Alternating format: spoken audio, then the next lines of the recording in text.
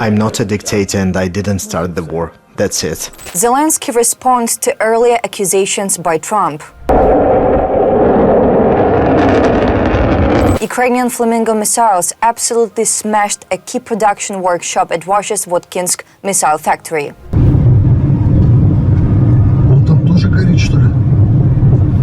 And how drones reached oil pumping station in Tatarstan and set the key Druzhba pipeline hub on fire. The latest news next.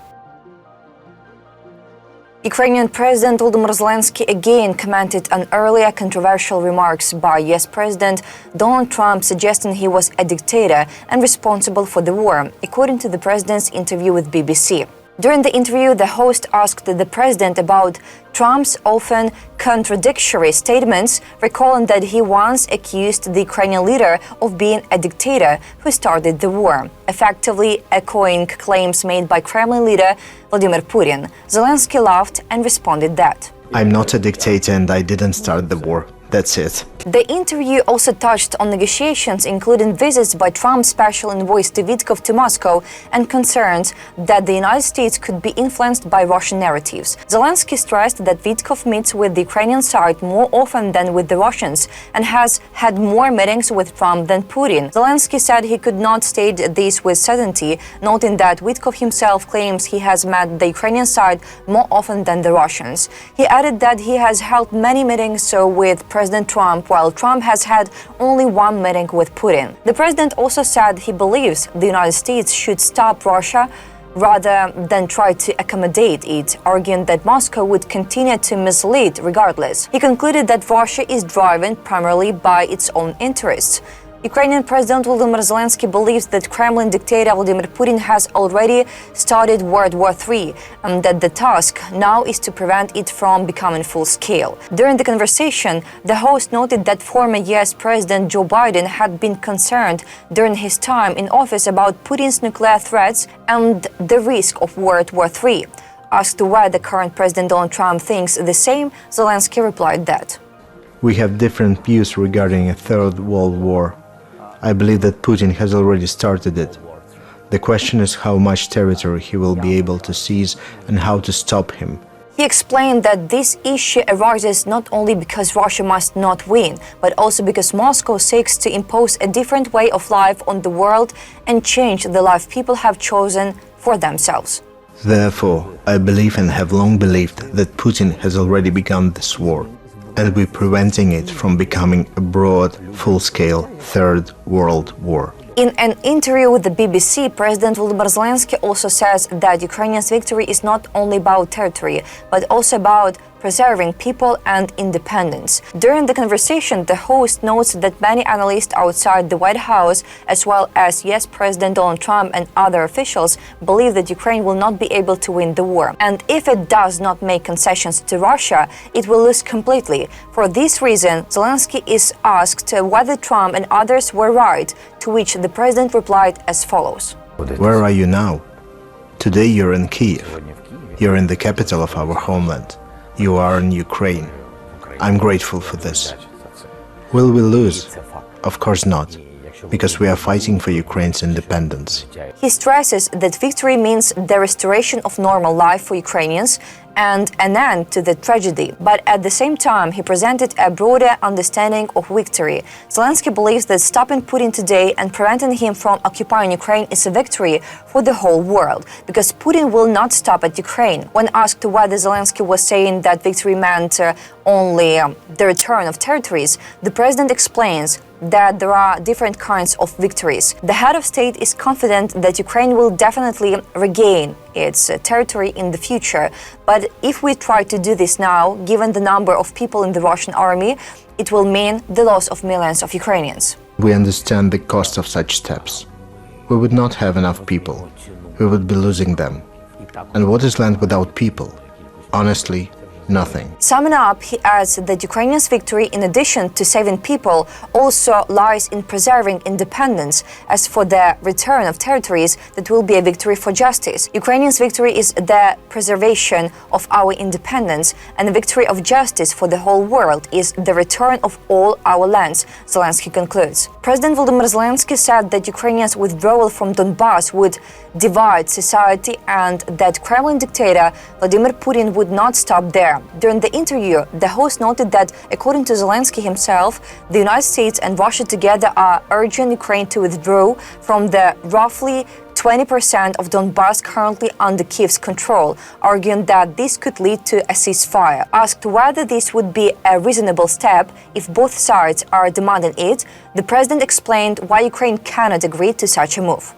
I don't look at it simply as land, or not only as that. I see it as abandoning, weakening our positions, abandoning hundreds of thousands of our people who live there. That is how I see it. And I am sure that this withdrawal would divide our society. Asked whether Putin would be satisfied if Ukrainian forces withdrew from Donbas, Zelenskyy said this would be only temporary and that the Kremlin dictator would resume the war shortly afterwards. It would probably satisfy him for a while. He needs a pause, but once he recovers, our European partners say it could take 3 to 5 years. In my opinion, he could recover in no more than a couple of years. Where would he go next? We do not know, but that he would want to continue is a fact, the president concluded. He also noted that the key issue now is deterrence factors. A missile strike with Ukrainian Flamingo rockets on the Russian Iskander missile factory destroyed the electroplating and stamping shop, analysts from the Kyberboroshna community report. The strike on the Votkinsk plant with FP-5 Flamingo missiles resulted in a hole in the roof of one shop, measuring approximately 30 by 24 meters. The damage length is uneven, about 24 meters on one side and 18 meters on the other, with a width of 30 meters. Analysts noted that the pattern of destruction and collapse configuration indicates that the epicenter of the explosion was inside the building, likely causing complete burning of the internal space. Strikes impact on missile production cycle.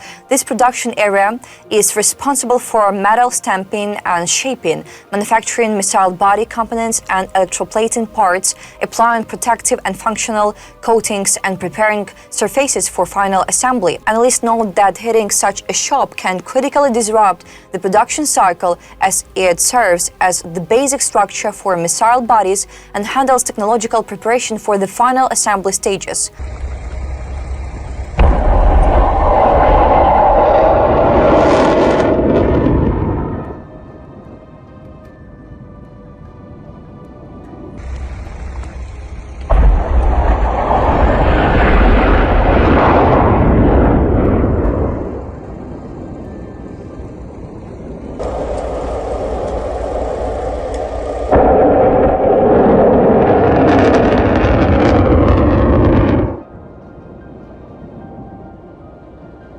About Votkinsk plant, what do we know? The Votkinsk plant is one of Russia's key facilities for solid fuel ballistic missiles. It serially produces Yars intercontinental ballistic missiles, with manufacturing and services the Topol missiles, and produces submarine-launched Bulava ballistic missiles. It also manufactures missiles for the Iskander-M system, missiles for the Kinzhal aviation missile system, and the Reshnik ballistic missiles. The Votkinsk plant is under sanctions by the US, UK, EU, Switzerland, Australia, Japan, and Ukraine. Unknown drones attacked Russia's Tatarstan overnight. One of the key oil pumping stations, Kaleykina, was hit and a fire broke out on its premises, according to Russian media. The Kaleykina oil pumping station, part of the trunk pipeline system, is located in Almatyevsk, the center of Tatarstan's oil production. Major production facilities of Tatneft are situated in close proximity to Almatyevsk. Reports say a large fire broke out at the Kalykina station following the drone strike. Local sources note that the Almatyevsk area